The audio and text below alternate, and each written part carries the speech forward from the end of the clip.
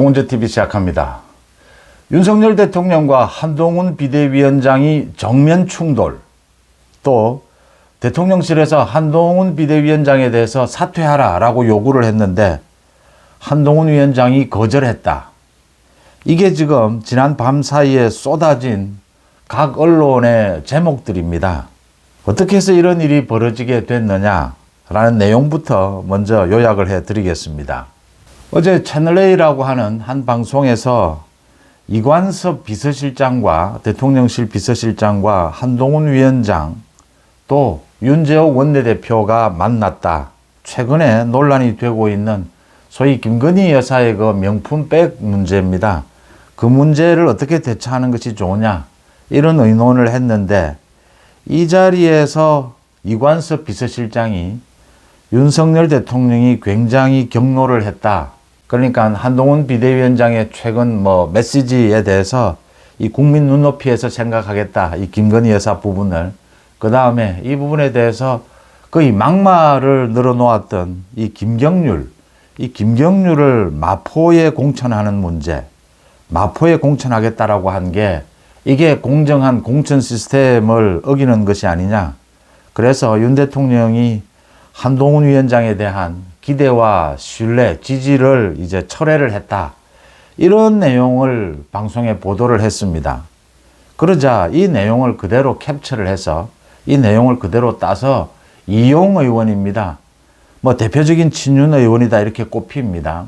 이 이용 의원이 국민의힘 전체 의원들의 그 단체 대화방에 이 내용을 올렸습니다. 이 내용을 올리면서 전체 국민의힘 의원들이 모두 이 윤재옥 원내대표에게 또 대통령실에 이 사실 여부를 확인하게 되고 각종 언론에 이렇게 이제는 윤석열 대통령과 한동훈 위원장이 정면으로 충돌했다. 이제 두 사람이 개인적인 신뢰도 금이 갔다. 사퇴를 요구를 했다. 한동훈 위원장이 사퇴를 거부했다. 이렇게까지 나오고 있는 상황입니다. 이 내용을 어떻게 봐야 하느냐? 제가 요약해 드린 것입니다.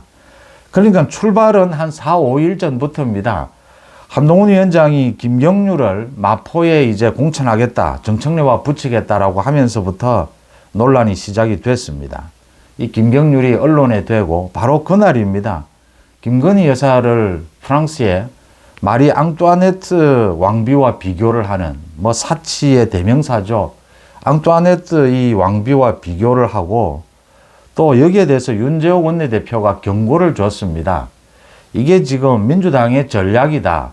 총선 전략에 말려들어서는 안 된다. 어떻게 대처할 것이냐. 이 부분을 좀 생각해서 이 당의 기조에 좀 맞춰서 이 메시지의 수위와 메시지 내용을 좀 조절해 달라고 했는데 곧바로 저게 TK의 생각이다. 수도권은 다 망한다. 계속 이렇게 되는 과정에서 대통령실과 소위 한동훈 비대위가 긴장 관계가 형성된 것은 사실입니다. 그런데 이게 갑자기 윤 대통령과 한 위원장이 정면 충돌하고 이제 끝장이 난 것처럼 한동훈 비대위가 완전히 붕괴가 되는 것처럼 총선을 80여일 앞두고 이게 무슨 일이냐, 난리도 무슨 이런 난리가 있느냐 이렇게 되는 것인데 이게 실상은 내용은 그렇지 않다라고 하는 것입니다. 가장 여기에서 중요한 건 지금 총선 전국에서 많은 메시지들, 많은 정치적인 현상들은 총선을 염두에 두고 해석을 할 필요가 있습니다. 물론 팩트는 팩트 그대로 있습니다. 이 팩트를 어떻게 해석하느냐는 총선을 염두에 두지 않으면 완벽하게 해석할 수 없다라고 하는 점이고요. 윤석열 대통령과 한동훈 위원장이 지금 사이가 틀어진다. 당정 관계가 갈등 관계로 간다. 이랬을 때 가장 이득을 보는 사람들은 누구일 것이냐라는 부분을 한번 짚어봐야 합니다. 소위 일부 친윤들이 한동훈 위원장이 마음에 들지 않는 것이 많이 있습니다. 지금 한동훈 위원장이 개혁, 혁신, 새로운 정치다 이렇게 하면서 굉장히 이 소위 김경률 같은 이런 문제가 있는 사람들을 좀 끌어안고 있다. 그래서 공천도 굉장히 위험한 것이 아니냐, 위태롭다. 이런 이야기, 이런 불만들이 일부 친윤에서 있습니다. 또 언론에서 지금 대부분의 언론은 당정 갈등이 일어나면 특히 대통령과 여당 대표가 갈등을 일으킨다. 이것만큼 뭐 한 뉴스가 없습니다. 이제 오늘 아마 또 쏟아지게 될 겁니다. 민주당을 비롯한 야당에서 이 뭐 때를 만난 듯이 이간질을 시작을 하게 될 겁니다. 이 총선 전국에서 이런 이간질 또 가짜 뉴스에 가까운 이런 부풀리기 언론 보도 이런 것들이 있다. 그러니까 이 이야기입니다. 세 사람이 만났고 어제 만난 이유는 한동훈 위원장이 최근에 이 김경률이 이야기하는 김건희 여사의 그 명품백 논란에 대해서 방향을 잘못 잡고 있다. 속도가 너무 빠르다. 이 대응 부분을 협의를 했고 이 자리에서 협의하는 과정에서 뭐 여러 가지 이야기는 나올 수가 있습니다. 그런데 겉으로 나온 메시지는 이겁니다. 한동훈 위원장이 어제 국민의힘 대변인을 통해서 공식적인 입장을 밝혔습니다. 각종 언론에서 이제 사퇴를 요구했다. 대통령실에서 사퇴를 요구했다. 이런 보도가 나오니까 국민 보고 나선 길 할 일 하겠습니다. 라고 했습니다. 그러자 또 대통령실에서 입장이 나왔습니다.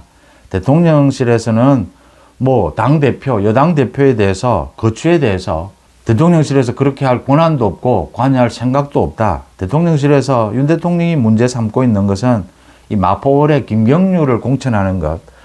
그런 식으로 하게 되면 공정한 공천 시스템을 허물게 되는 것이 아니냐. 거기에 대한 우려를 표시한 것이다.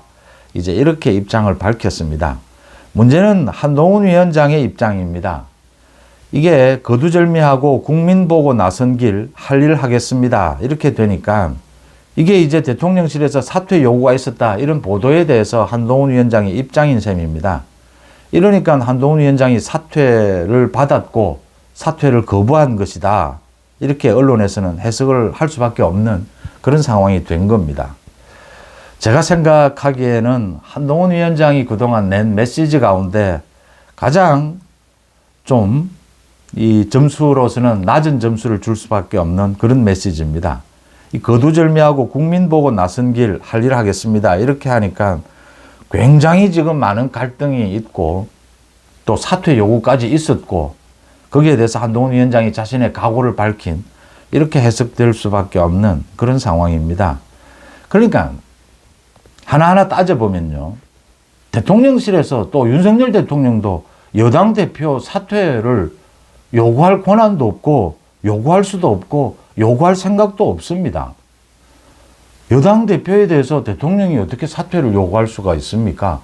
여당 대표는 국민의힘의 당원들 손으로 또 당원들의 대표인 전국위에서 뽑는 것입니다. 뭐 대통령이 이래라 저래라 할 수 없는 것입니다. 그러니까 사퇴 요구를 할 수 없는 것이고 뭐 이야기하는 와중에 정말 사퇴한다는 각오로 이런 문제를 좀 잘 대응해 달라. 뭐 이런 이야기는 나올 수가 있죠.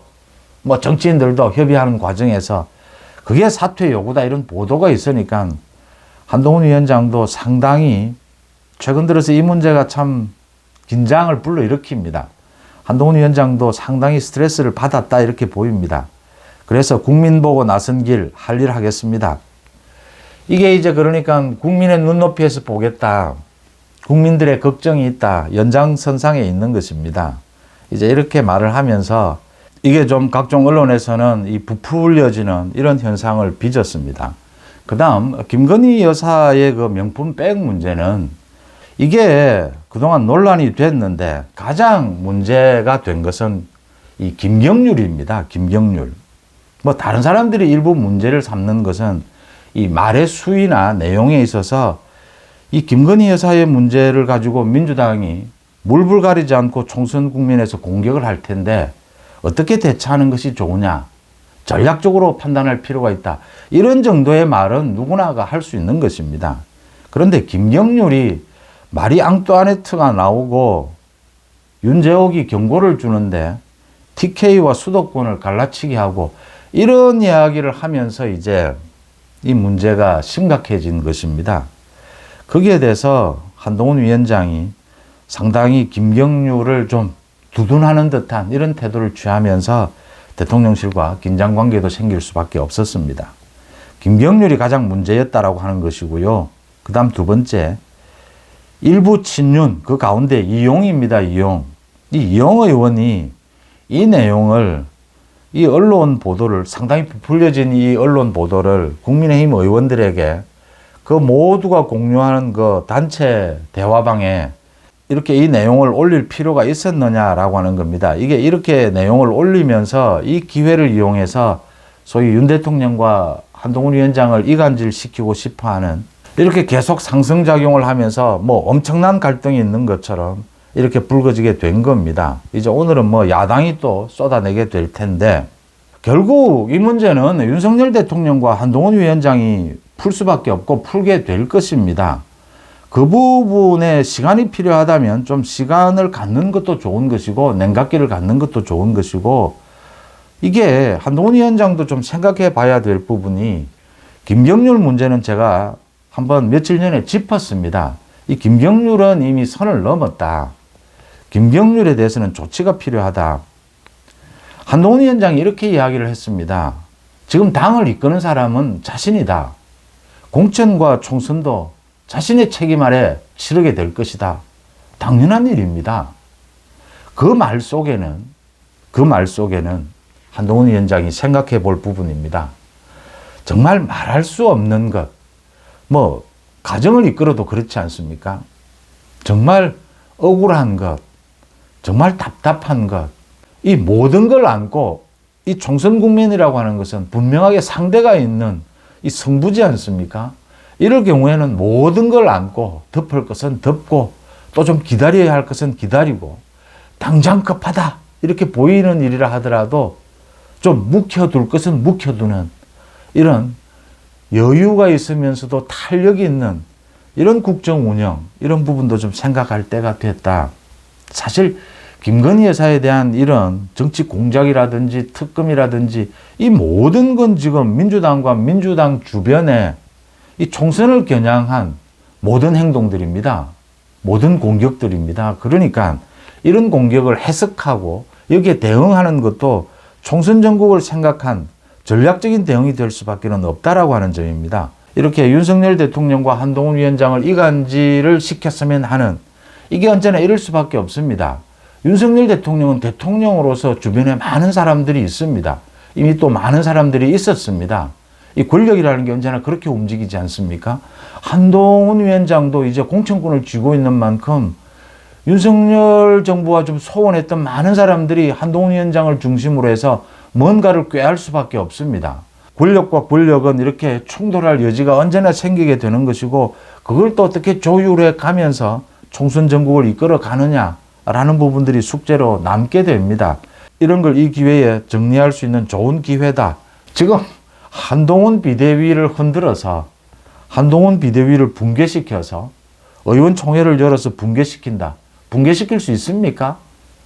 붕괴시켜서 또 어떻게 할 겁니까? 윤석열 대통령과 한동훈 위원장이 뭐가 정면 충돌을 하는 부분입니까?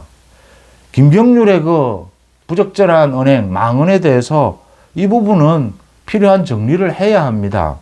또 일부 친윤에서 이 한동훈 비대위에 대해서 불만이 있다. 불만은 친윤뿐만이 아니라 뭐 비윤도 불만이 있습니다. 언제나 이렇게 총선 전국에서는 불만 세력은 나오게 됩니다. 또 이간질도 언제나 생기게 되는 것이죠. 그런 부분들을 모두 염두에 두고, 그래서 제가 한동훈 비대위원장이 앞으로 뭐 결정을 하게 되는 많은 메시지나 이런 결정들은 100가지, 수백 가지를 생각하면서 어떤 것은 급하지만 미루고 어떤 것은 급하지 않는데도 땡길 때도 있는 것이고, 이게 참 말 못할 것들도 많고 그런 부분들이 있을 것이다. 윤석열 대통령과 한동훈 위원장이 정면 충돌했다라고 하는 이 소동 한번 정리를 해봤습니다. 송재TV 마칩니다. 고맙습니다.